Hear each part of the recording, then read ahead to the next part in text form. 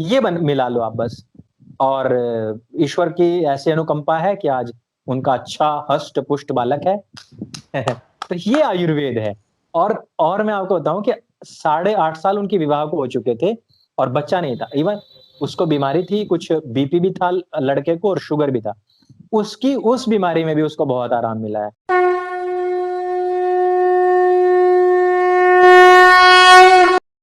तो मैं जी। किताब पढ़ रहा था 97 मिस्टेक्स ऑफ नेहरू, उस बड़ी बहुत सुंदर किताब है। उसमें एक एक गलती को मतलब बड़े अच्छे से एनालाइज किया गया है, कैसे संस्कृत भाषा को खत्म किया गया, अंग्रेजी को प्रमोट किया गया, एक एजुकेशन बिल पे साइन करके गुरुकुल के पूरे सिस्टम को खत्म कर दिया गया, गुरुकुल का जो एजुकेशन सिस्टम था। तो ऐसे ही आयुर्वेद के साथ भी कुछ हुआ। जी। आयुर्वेद जो एक समय पे दुनिया की सबसे एडवांस्ड मेडिकल साइंस थी, उसको बिल्कुल खत्म कर दिया गया। ऐसा क्यों हुआ? आयुर्वेद के ऊपर काम क्यों नहीं किया गया? और यदि लोगों का आयुर्वेद के ऊपर काम हुआ होता, आज आयुर्वेद जिंदा होता, आयुर्वेद उतना उतना भी अगर जितना वेस्टर्न मेडिसिन के ऊपर, पश्चिमी मेडिसिन के ऊपर काम हुआ है एलोपैथी के, उसका अगर मेरे ख्याल से 10% भी आयुर्वेद के ऊपर हुआ होता, तो आज देश में कम से कम ये जो बीमारी महामारी फैली हुई है कोरोना, इसका नामो निशान ना जी। होता। मेरा कम से कम ऐसा मानना है। अब आयुर्वेद के ऊपर काम क्यों नहीं हुआ अंकुर भाई? भाई इसको इसलिए खत्म किया गया है क्योंकि जो आयुर्वेद है वो हमारे जड़ी-बूटियाँ हैं। मेरे घर में, मेरे घेर में, मेरी छत के ऊपर कहीं भी हो गिलोय, जाती है। एलोवेरा, तुलसी हर जगह उग सकती है, लेकिन ये जीडीपी में साथ नहीं देती है। इसलिए जीडीपी को एस्टैब्लिश करने के लिए हमारे देश के ऊपर एक बहुत बड़े षड्यंत्र के तहत पहले यूरिया को डंप किया गया। यूरिया के द्वारा हमारे भोजन के अंदर वो विषाक्त पदार्थ गए। उसकी वजह से हमारे शरीर के अंदर ऐसी-ऐसी बीमारियाँ आई जो हमने कभी सुनी नहीं थी। गौरव भाई इसमें मैं थोड़ा-सा और एक्सप्लेनेशन में जाना चाहूँगा ताकि हम आयुर्वेद को और अच्छे तरीके से समझ सकें। हम ये कहते हैं कि हमारा जो शरीर है वो पंच तत्व से मिलकर के बना है। अब हम इन पंच तत्वों की बात करते हैं तो इसमें जो है पृथ्वी, आकाश, सूर्य, अग्नि, जल इस तरीके से बना। क्या आप थोड़ा ये सोचिए कि हमारे शरीर में भोजन जाने के बाद क्या होता है? उसका रस बनता है, फिर रक्त बनता है, मेद, मांस, मज्जा और सबसे अंत में वीर्य बनता है। पुरुषों के अंदर वीर्य बनता है, महिलाओं के अंदर अंडा बनता है, रज बनता है।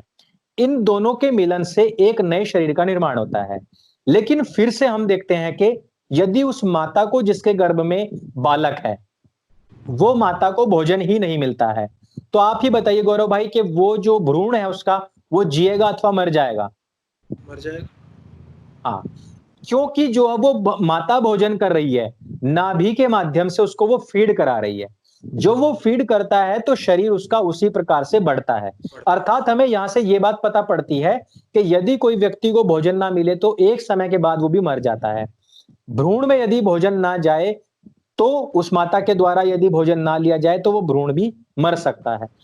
और यदि कोई व्यक्ति भोजन ना करे या बहुत कम भोजन करे और ऐसा भोजन करे कि जिससे कि उसको शक्ति ना मिले, तो उसमें वीर्य ही नहीं बनेगा। अर्थात जीवन की जो शुरुआत हुई है वो भोजन से हुई है। भोजन से। भोजन किस प्रकार से बनता है?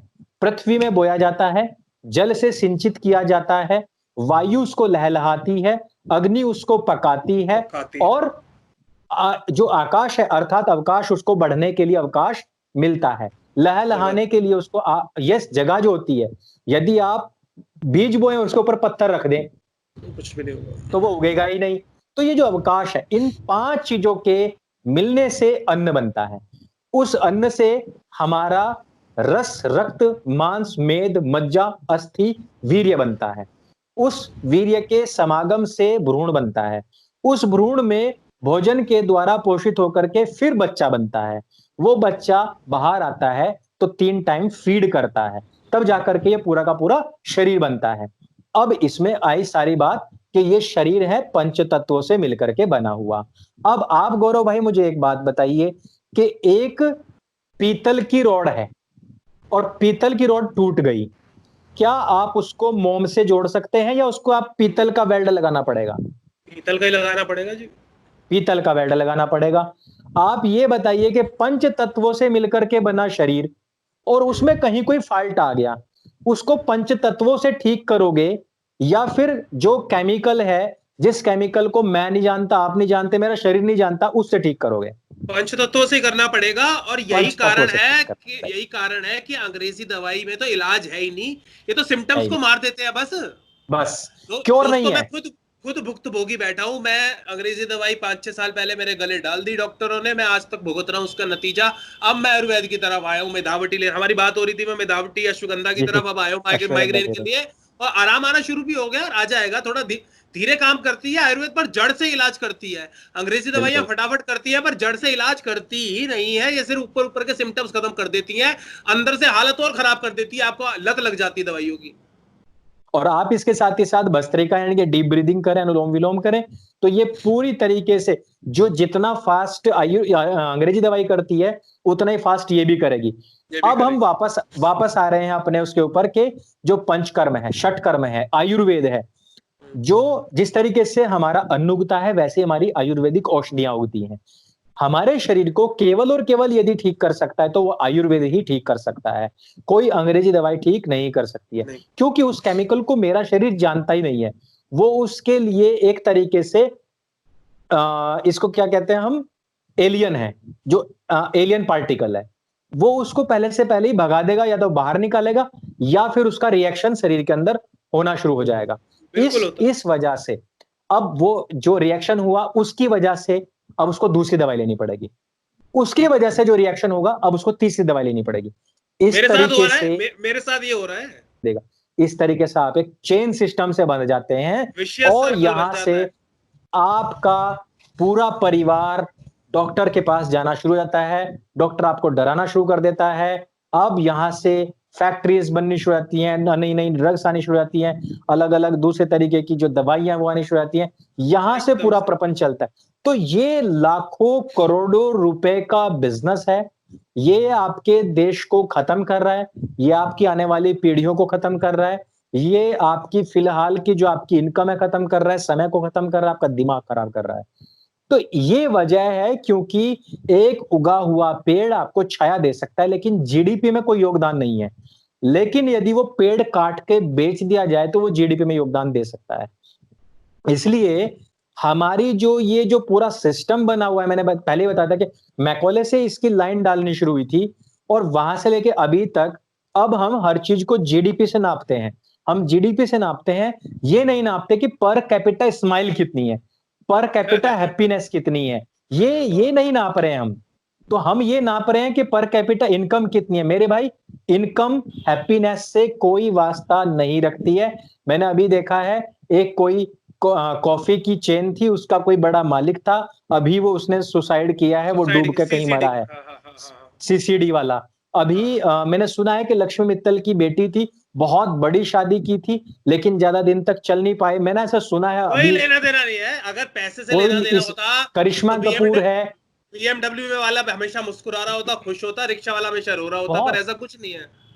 लेकिन आप देखिए, भूटान इतना गरीब देश है, लेकिन per capita happiness smile, happiness उनकी हमसे बहुत ज्यादा है, और बहुत अमेरिका ज्यादा। में बहुत कम है। तो ये इससे मैटर ही नहीं करता है।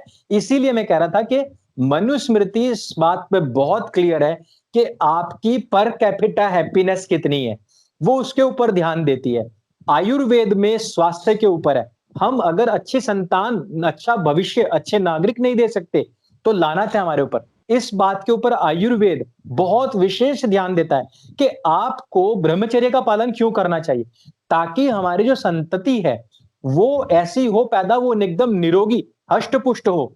आज मैं माफी चाहूंगा कि आप सब लोग कह रहे हैं कि संतों की हत्या होगी, संतों की हत्या होगी, लेकिन आप हम कैसे संत बना रहे हैं, इस बात को मैं देखना पड़ेगा। हम हमारे संतों की स्थिति देखिए आप। हम हमारे संतों के ऊपर हाथ रख के अंदर की हड्डियां गिन सकते हैं। मुझे माफ करना, आप लोग ये कहेंगे कि हमारी भावनाएं याद हो रही है, बट सॉरी, हमारे संत बंदा बहादुर जैसे हों, जिनकी दहाड़ से अफगानी महिलाओं के गर्भ गिर गए थे, वो हमारे संत, हमारे आदर्श हैं। हमारे संत ऐसे नहीं हो सकते। संत हमारे बजरंगबली, हनुमान जी के कैसे संत, पूरी लंका जला दी थी उन्होंने। ये हमारे संत परशुराम, हमारे संत आदि गुरु शंकराचार्य, हमारे संत महर्षि दयानंद सरस्वती, हाथ से पकड़ के उन्होंने बैलगाड़ी रोक दी। श्रद्धानंद जी छाती के बटन खोल के अंग्रेजी जो बंदूकें थी उनके सामने खड़े हो गए, बोले गोली मारने तो मार, मुझे कोई दिक्कत नहीं है, लेकिन विरोध होता रहेगा। सारी जनता भागी थी, संत हमारे खड़े रहे, हमारे सन्यासियों ने विद्रोह, आपने जो सन्यासी विद्रोह था उसके बारे में सुना होगा, सारे हाँ सन्यासी विद्रोहियों ने मुसलमानों को, इन आक्रांताओं को मार मार के अपने त्रिशूल से भगाया था। वो कहते थे फेंकते एक है साला 3 जगह घाव करता है, ऐसा कैसा हथियार है इनके पास में। ये त्रिशूल की बारे की बात कर रहा हूं मैं। पूरा आप आनंद मठ पढ़िए, आपको पता लगेगा कि वहां पर सन्यासियों का विद्रोह क्या था। ये हमारे संत थे।